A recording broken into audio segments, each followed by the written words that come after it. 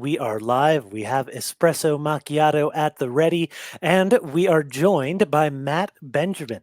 Longtime viewers of the channel may recognize Matt. We had a discussion on Plato's Gorgias quite some time ago. Video link will be appearing up top. Also, we've joined Matt for some book club discussions, and this is something along those lines, but we are actually exploring a book that Matt has wrote himself. So we are joined by the author of We Are Icarus. Really great book. I have not finished it yet, have been enjoying what I have had so far, and very intrigued by what will be to come. So yeah, when I was on the channel before, I was under the moniker of 60-second philosophy. So that might be a touch point for some of you guys. I've actually changed that channel name since I've been doing the author thing, trying to unify the brand. You know, everything is just my face and my name, I guess. But yeah, since over the past 2 years, I've been working on this novel, and I have it right here. Actually, here it is. This is the cover. This the one that will be coming to anyone who purchases it will be for resale. This is a proof copy, so that's why there's this gray band on it. But yeah, it's a dystopian novel, sort of sci-fi-ish, and has some elements of great dystopian books like 1984, Brave New World, and maybe some movies that you may be familiar with, like The Matrix. It's got a virtual world and some bad things happening inside and outside that world. Well, my favorite part of it has been, which is also coincidentally my favorite part about The Matrix and about so many great dystopian works, is the ways that we can use fiction, we can use story to be able to give these philosophical themes, but in a much more of a way we can empathize when it's characters going on. And I've loved the mythological themes you've had here. Of course, with the title "We Are Icarus." I'm curious in terms of, obviously that's a clear reference. We have some to other philosophical texts, and I'm wondering what you think is a reason that we see these classic mythological philosophical themes appear so often, even thousands of years after they were first introduced in modern literature and cinema. I think the first obvious answer is any classic, right? Anything that's kind of stood the test of time has done so for a reason, because it sort of hits a nerve on our human experience. It says something about us that we resonate with, whether it's something good or something bad. So just the fact that these myths have been around for a long time sort of lends them to being, have that power, no matter kind of when it comes from. But I think we can look at myths from different times and different cultures, and you know better than me, but they tend to be everymanish. Like it sort of speaks to me and it speaks to you, and it does so because it's rather broad in the scope of what it's trying to say. Like, we all have these experiences, whether they're at work or in our Mhm. families or wherever we are, that sort of, oh, there's that thing that I remember seeing in so and so myth. And we can kind of take the character's actions and say, oh well, maybe I shouldn't be like that person, or maybe I should be like that person, and sort of apply it in those ways. Yes, I love that idea that there's so much that story can communicate for whether it's someone who's a bit more of an everyman, whether it's someone who's a bit larger than life, because goodness, we have characters coming from the divine to the mortal to everyone somewhere in between. And there's just so much variety in the characters and settings. But I've especially found in mythologies so many recurring themes where what I love about myth as story, and it's why this channel's Mythos and Logos. Mythos meaning myth or story, and logos meaning literally word, but has been used to describe. I like to use the term pattern of reality. And what I love about mythology, so mythos, logos, is that we're taking stories and presenting these patterns. I love your use of the myth of Icarus in that it's one that so many at least if you're in this Western context, you've probably heard before the idea of flying too close to the sun. But there's actually a lot more to it when we go back to the original uh, Greek sources, where Icarus is only one part of this larger cycle. So, how familiar are you with the overall context? Because there are a few different characters. You would think, having written a book with the name, I would have done a whole lot of research, but I really didn't. And that kind of goes back to what you were saying about myth, is like it had, just a little seed of this image, right? I've got, the guy falling on the front. Like, that image is almost enough to evoke so many thoughts, so many emotions. And of course, I knew the basic context. I like all this Greek stuff, so I keep my finger to the pulse of the ancient Greek world if I can. But as far as what happened leading up to, the only exposure I actually had to it was from the novel Circe. Are you familiar with that novel? It's a retelling of the Odyssey. Is that right? Yeah, it is sort of. The Odyssey is sort of mixed in there, but it's actually the witch Circe, her story. It's a decent novel. It's not bad, but it tied in a lot of these different stories, which was kind of cool. So I don't know how close she was to the real account. Right. Well, I'll need to take a look and I'll be sure to find out. But I definitely love, as you had mentioned, that the myth itself, you can evoke something with just a symbol. And what I love about so many mythic traditions, especially the Greeks, because there is just so much that is still preserved from them, is how interconnected everything here is. So if we go back to the story of Theseus, who's this heroic king of Athens, he is best known for battling and defeating the Minotaur. Theseus, he's a prince at the beginning of Athens, and Minos, which is on Crete, historical kingdom there, is demanding sacrifices of the Athenian youth each year. They're going to be fed to the Minotaur, this bull man hybrid that lives in the labyrinth underneath the palace in Crete. And so Theseus goes to slay the Minotaur, but he has this problem where it's a labyrinth. When you go in, you're not going to get out, is the entire design. So he actually goes to the father of Icarus, Daedalus.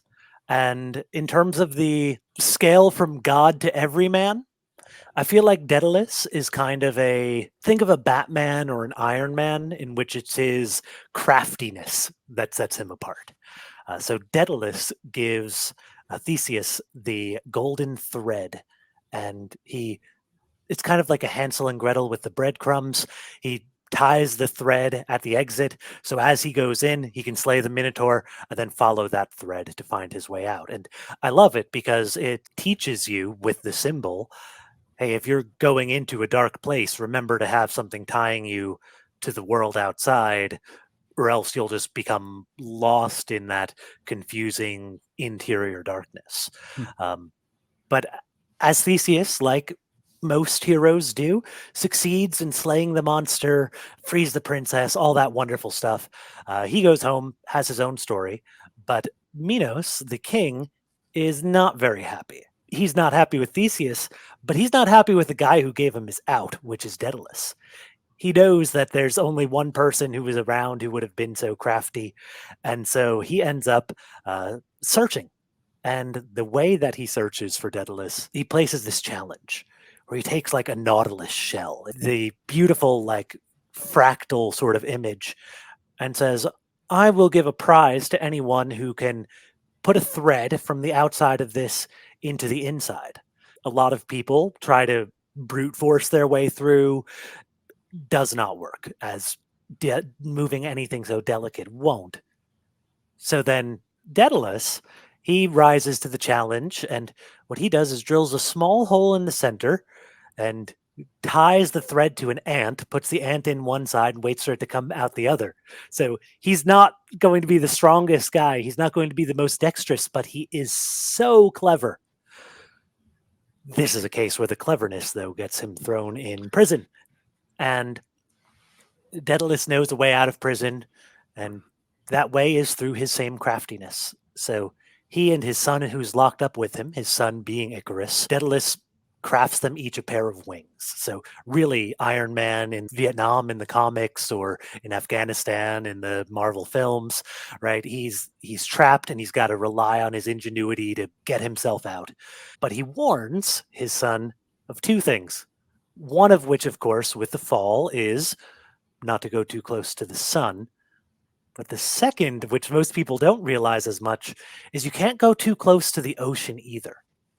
Because if you fly too high, the sun is hot and it will melt the glue holding the feathers together and you will go falling to the ocean.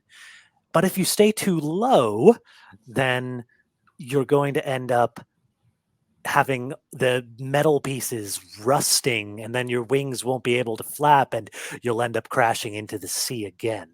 So I find it very interesting that maybe it's because we're in a very ambitious cultural period in history. We really focus on that idea of flying too close to the sun, which is, of course, what Icarus does. He is so thrilled to be able to fly. He just takes it, goes wild, and the wings melt. And before he has a chance to bring himself back down, it's too far gone. He crashes into the sea, which to this day is known as the Icarian Sea. Whereas Daedalus, who keeps the middle path, ends up making it home to live another day. Yeah, that's a very Greek thing. When you said that, I was reminded of Aristotle and the Golden Mean, where he takes two basically vices, say brashness and cowardice, I guess, and he says right in the middle of those is how you should act, and that's courage. And he does that with a whole bunch of stuff in the Nicomachean Ethics. It seems like a very Greek thing, those who are where temperance is an important virtue. We don't see that so much today as an important virtue, but it was to them. So I definitely see a parallel in to move a bit further east in Buddhism as well. There's a middle path where so the historical Buddha Siddhartha Gautama Shakyamuni, he originally was the prince sheltered in the palace, was not allowed to view any kind of suffering at all. Legend says that if a leaf was falling from a tree, a servant would pick it up before it hit the ground. And then he goes out and witnesses the suffering in the world. First, he tries to dedicate himself to just an ascetic life, like a hermit in the woods, but ends up finding that mean, which is having a community that's intentional. And that's where the Sangha, the Buddhist community, then comes from. So I think it's so interesting that we see these ideas expressed in different cultures in different times, but also through the Greeks. It's so interesting you bring up Aristotle because it can be hard to date myths, but the mythic cycles and traditions that this belongs to is certainly older than than Socrates' time. Story communicates in one way and logic, philosophy communicates in another, but it seems like they're very much getting at the same thing in this case between Aristotle and this myth.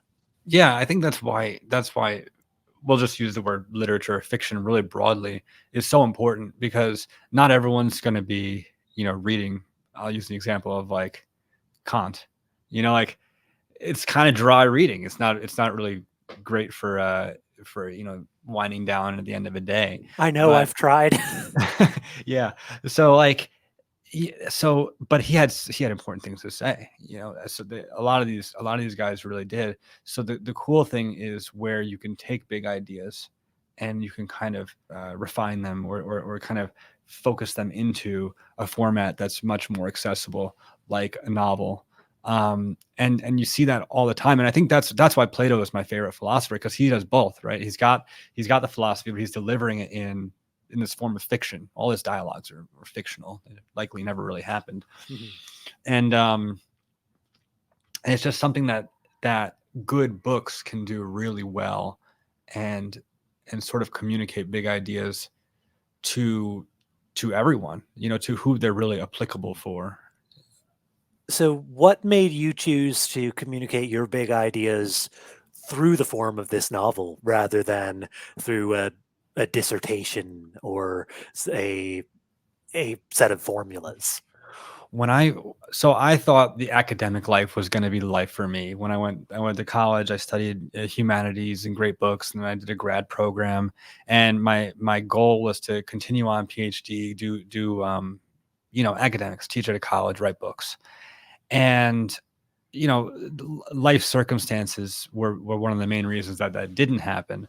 But another thing, somewhere along the lines of me studying, I realized that you can actually teach more through fiction than you can through nonfiction. Number one, your ideas are probably going to be disseminated a little further. Like we said, a lot more people are reading novels than they are philosophical treatises. But otherwise, you can actually kind of bypass a certain element of the human psyche. Like if you're writing straight academic writing, presenting something to someone's intellect. But if you're writing a novel, you're really presenting something to something a little deeper, whether it be their emotions or something a little more fundamental. And so that's why it's dangerous as well, because true facts get in there, but so will false ideas. And so I think I first learned that reading C.S. Lewis. Mm. He was a really smart guy. I mean, Master of his craft. as far as it goes, he wrote a lot of nonfiction, that we don't really see much anymore about, the medieval world and stuff. That was his thing. He was a medieval scholar. And the interesting thing is what he kind of stands out for is his fiction.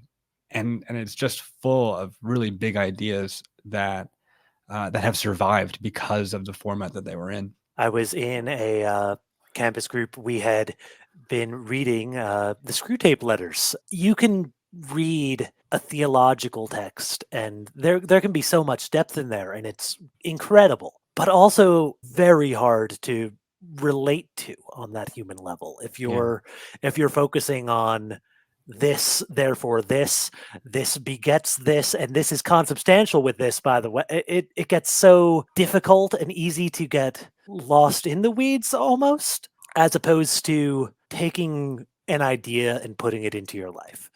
I think that's something that C.S. Lewis is able to communicate so well. The how does a life lived according to principles look? Mm-hmm. I think Tolkien is so fantastic as well. I mean, great love for the Inklings. Chesterton, it's so great. Have you read any Charles Taylor by any chance? I've not. Yeah, he was an Inkling. He was one of the, I guess one of the minor league Inklings as far as his production. But he wrote these really interesting books. One of them was called The Place of the Lion, and it was basically what would happen if Platonic forms broke into our reality. And it's definitely denser for fiction, but it's definitely worth a read if you had a chance. I definitely will. So while we're on, Did I say Charles Taylor? I meant to say Charles Williams. If I said Charles Taylor wrote Secular Age. I don't know if you've heard of that book, but separate thing. is that much more recent? Yes. Yeah. Okay. It's 10, 15 years ago. Okay, that Yeah. I've heard of.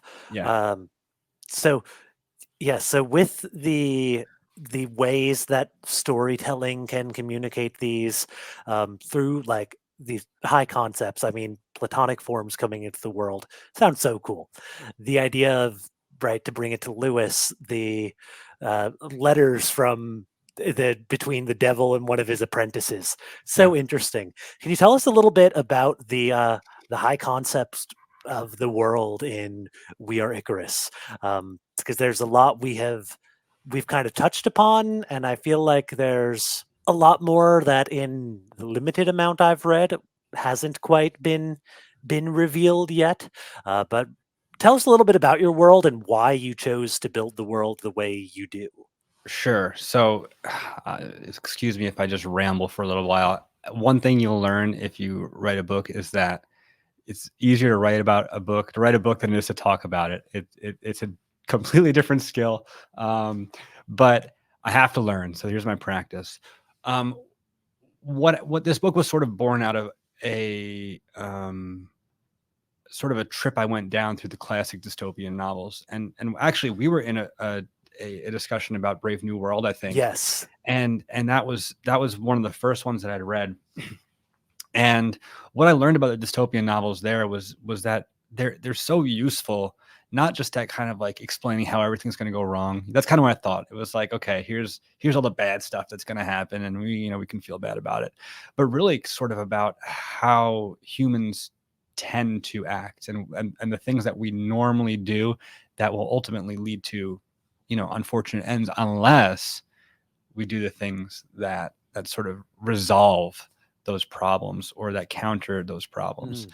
And so as I looked at our world and the world that's increasingly drawn to technological escapes, I took that and I sort of just exaggerated it. What's the worst that we could get, the most intertwined with technology that we could possibly get? And so it's sort of like this idea that we see in the Matrix, right? It's this virtual world that looks exactly like the regular world, that you couldn't tell the difference. And so then the question is, if we're in this world that's really nice, that I can't get hurt, I can't be sick, good things happen to me, why would I ever want to be in the other world?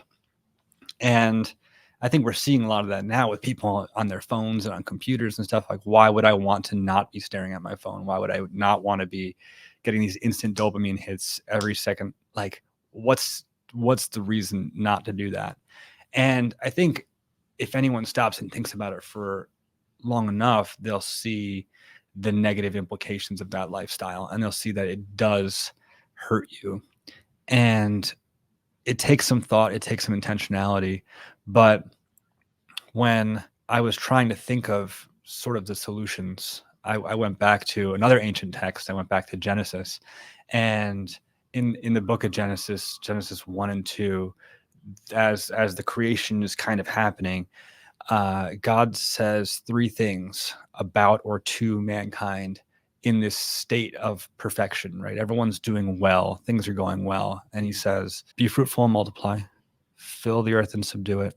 And then later on in chapter 2, he says, it's not good for man to be alone. And if you bring those terms to their essence, it's basically work is good. It's good to work. Productivity is good. Creativity is good. And community is good. Those three things are sort of the baseline for humanity before we get anything moral, before we get any, don't kill your brother, or before we get don't steal, before we get don't commit adultery. All these things are way later. As humans, qua human, we know it's good to work.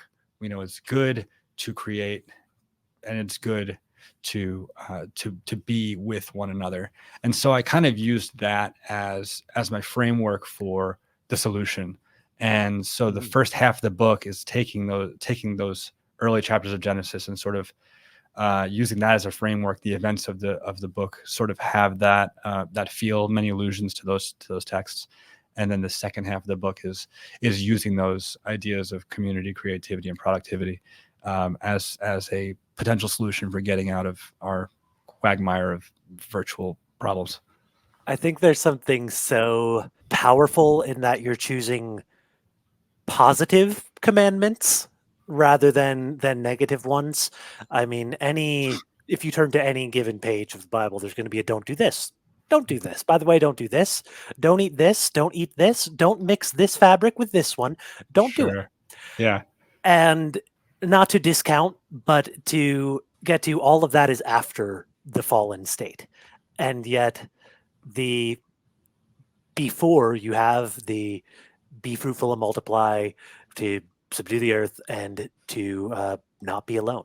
And then later on, I've always thought as well in terms of New Testament, where Christ's commands are love your God with all your heart and love your neighbor as yourself. Right. Positive do this things rather than negative don't do this things.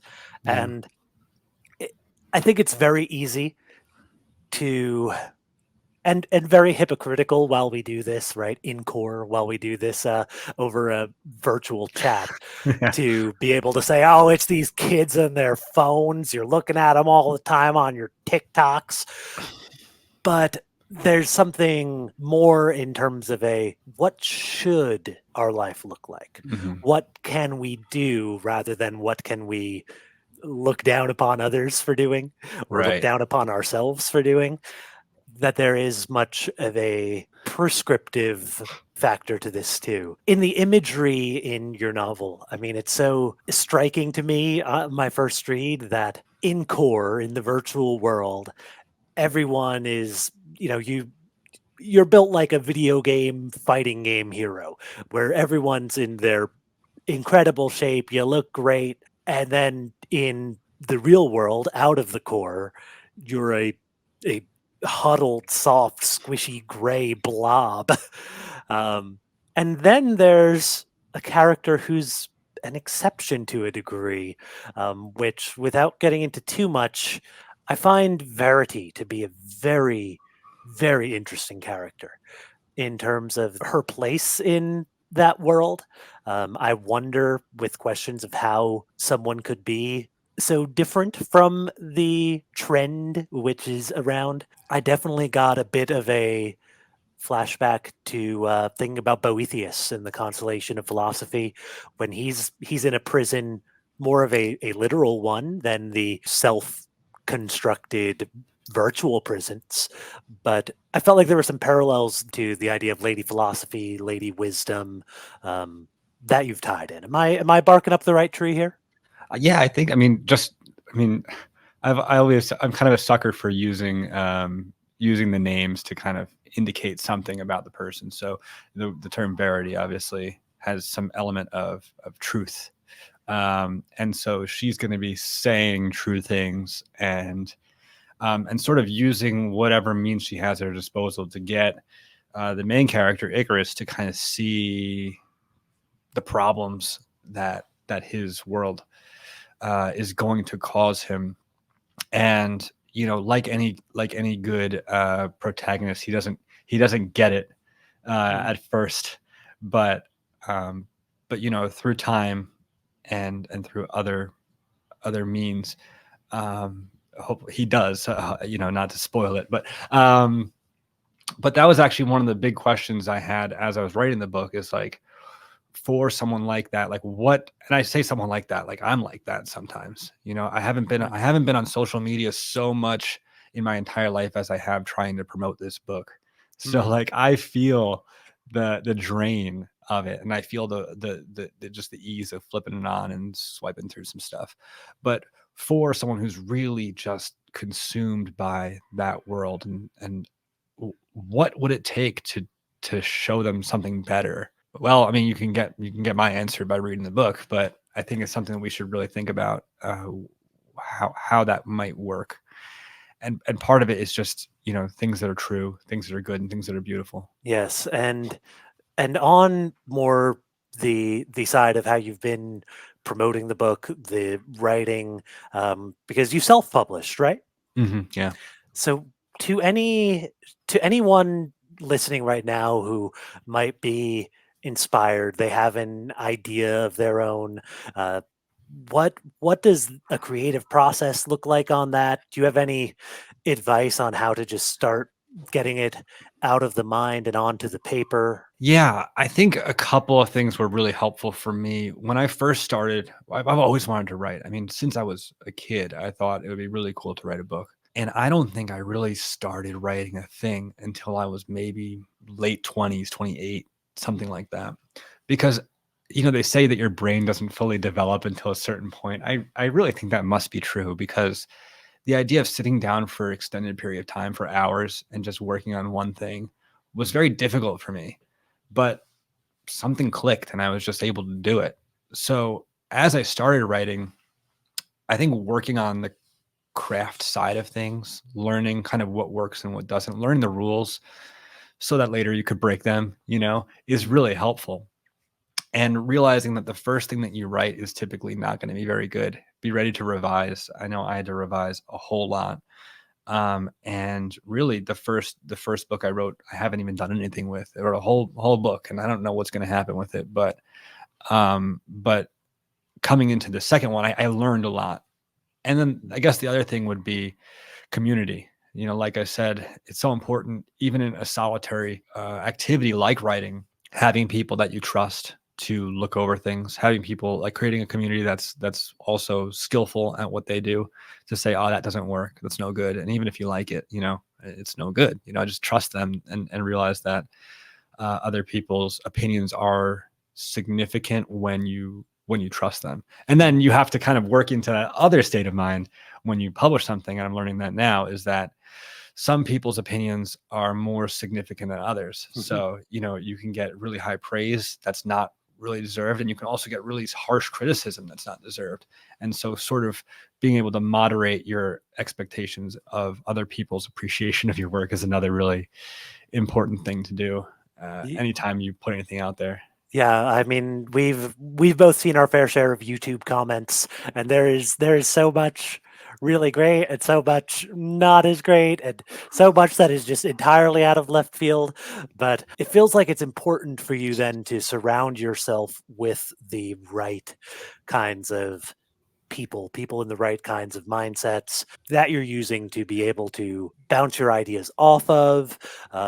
What does that look like in terms of between authors? Because I know y'all will sometimes read each other's work a bit, Yeah. or how exactly? So I've got a network of people that probably like strong two, and then some others that I'll talk to as well. But where basically I expect to probably read anything that they're going to write, and they're pretty much expecting to read anything that I'm going to write. And these are usually people that I send my work to fairly early on the process. So whether the first draft is either done or getting towards done, and sort of getting some big picture feedback. And that's super helpful to do.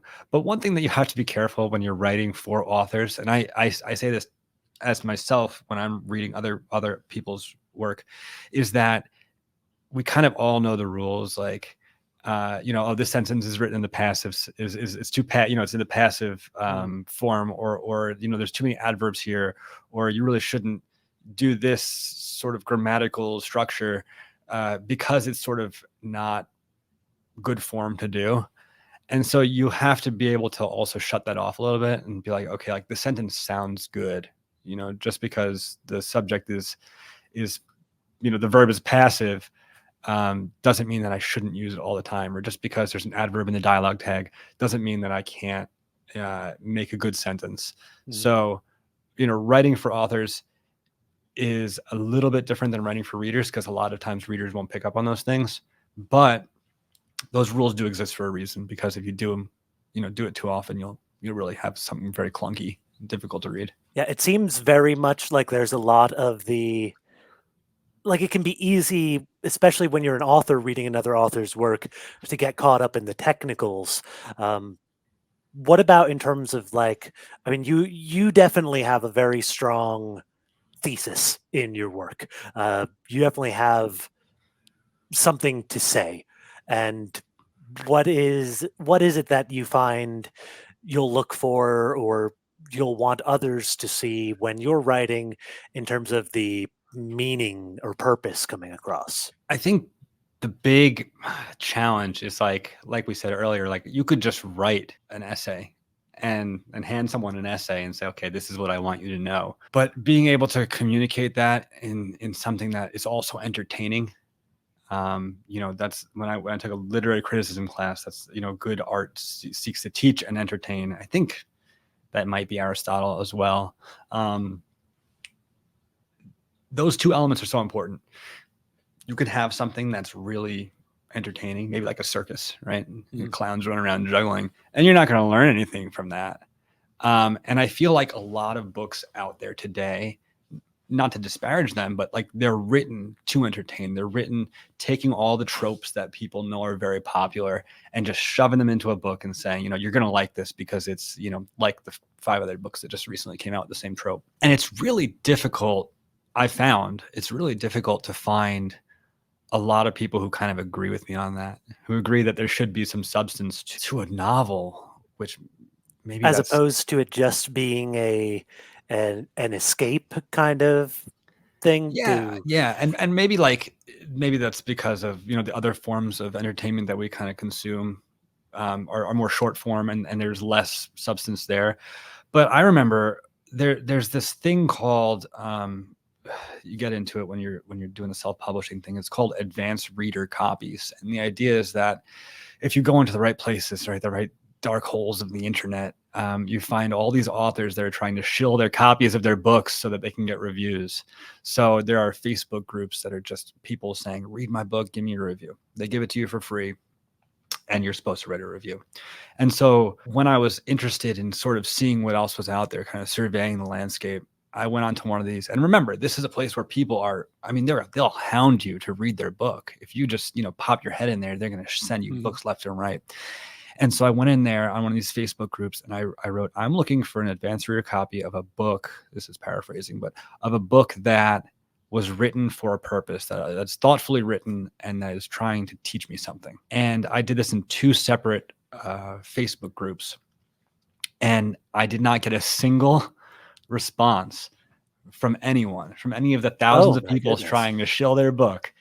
And it was mind blowing to me that people are writing these things without any intention of saying anything besides just writing an entertaining story, which, I mean, they probably are entertaining stories. What do I know? But it was kind of like, it was kind of like mind blowing, really. There's something to it where entertainment and escapism, it can be great and fun. And I don't think it's necessarily mutually exclusive from something meaningful too. To go off on a bit of a tangent, I am a nerd for professional wrestling. And when it's bad, it is absolutely terrible. But when it's good, it is so fantastic. Because you have a baseline of entertainment, which is like, look at how many flips this guy can do. Or let's watch these 2 big muscle men just punch each other until somebody falls down. And that's fun. Sometimes you just want to, there's one wrestler who says his favorite matches are big meaty men slapping meat. And goodness, it is just muscles crashing into muscles, like ridiculous. But there is some of the absolute best of it is when, instead of just putting on a show of look what I can do or look at my bodybuilding, when people use the format of a ring to be able to tell stories, that you can, through the different ways people interact, the characters do, the different types of moves, the different alliances they'll have with each other, you can get, and I'm not overhyping, genuinely up to like Shakespearean levels at some points in terms of the drama and emotional intensity. When you said it, it's so funny because I had recently, within the last year or so, I don't know why, like YouTube just kept recommending WWE stuff to me. They are now the number 10 most subscribed channel on YouTube. Oh, wow. You know how if you get like real popular, you get a silver play button? Yeah. They got a red diamond play button. But one of the things that was really like, it clicked in my mind, just, I don't know why. I was watching this and I was like, these people need to be everything. Like, they need to be in really good shape, right? They need to be huge. But then they also need to be able to do like backflips and stuff. They need to be acrobats, which is not, those 2 things don't always go together. But then on top of all that, they need to be able to act. Like, they need sort of skills that are sort of outside of both of those wheelhouses. Right. And so not it's really just athletics. Yeah. It's a real interesting combination of skill sets that you need to have to do that. So I can totally see how when people are talented in all those avenues, they can come up with something pretty cool. I am going to send you a couple of like compilation videos of the guy who's probably my favorite at the moment. My favorite changes every couple years. But there's this fellow, Sami Zayn, and he is incredible as a storyteller.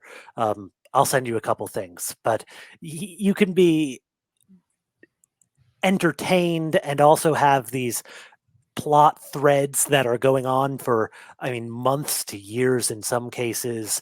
And if you can tell a story and have that genuine human emotion, Sami Zayn had this story with the guy Roman Reigns, who's been champion for the last like 3 years.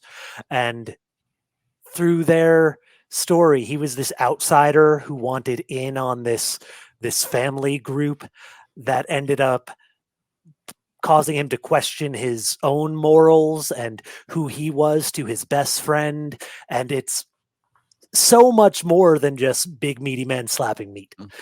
And it's so fascinating. And I think that a great novel, a great book, a great podcast, a great myth has all of it. Hmm. Like Hercules fighting the Hydra, that's pro wrestling. I mean, what more? Hercules probably looked like freaking The Rock. Plato was a wrestler. So Yeah, Plato, that's his name. Broad. if you imagine these kinds of like Hercules as this Rock or Roman Reigns or like Arnold Schwarzenegger to a degree, though not a wrestler, as an entertainer kind of guy, battling these monsters. There's how much can a human be capable of? And then Mm. there's also a what if you're more than human? You get into things like superheroes there when you're looking at these demigods who have their single weaknesses. But then it's also, right, you're fighting the Hydra. It's an awesome guy slaying a dragon, but it's also saying, well, if you have a problem and as soon as you cut one head off, three more spring up in place, well, you better start attacking this at its source rather than fighting off the symptoms. Hmm. And in the story of Icarus, you have the craftsman and the his child who's the heir to it. But if you're the heir to all of this ingenuity, be careful what you do with it, because if not, you'll come crashing back down to earth, or you'll never get higher than the earth anyway, and it will fail you. Yeah. There is just so much in storytelling that is has been and continues to be true. And I think that's just something so beautiful, and it's really really excellent that your work, the ambition to take part in that tradition, definitely shows through. The ambition to show something entertaining that is also a story with a purpose. I mean, those are the kinds of things, and I mean, history will tell, right? But those are the kinds of things that these really great stories that we tell for centuries and generations have. I think it's just absolutely fascinating and really awesome to uh, be able to speak with an author who's doing his small part to keep those traditions going and see how they change in our modern day and where they'll go. Yeah, thanks so much for talking. I'm glad that we were able to connect on this. When I was first started to promote a couple months ago, I thought this would be the perfect channel to have this conversation. So I'm glad that it happened. Well, thank you, Matt. You've been an awesome guest. There is a link down here in the video as well as in the description. So fantastic. And when can we get your book?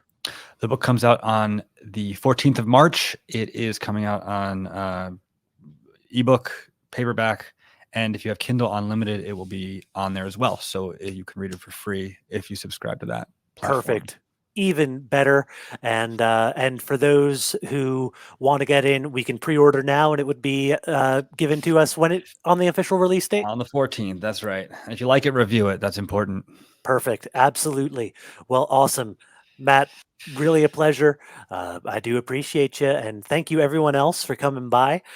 If you have a story to tell yourself, something with meaning, heck, let us know. Really really excited to see what happens in this world that we're in where we have so many resources that the timeless can find a new place. So That's right. I am so excited for what's to come. Thank you so much, Matt. See you later.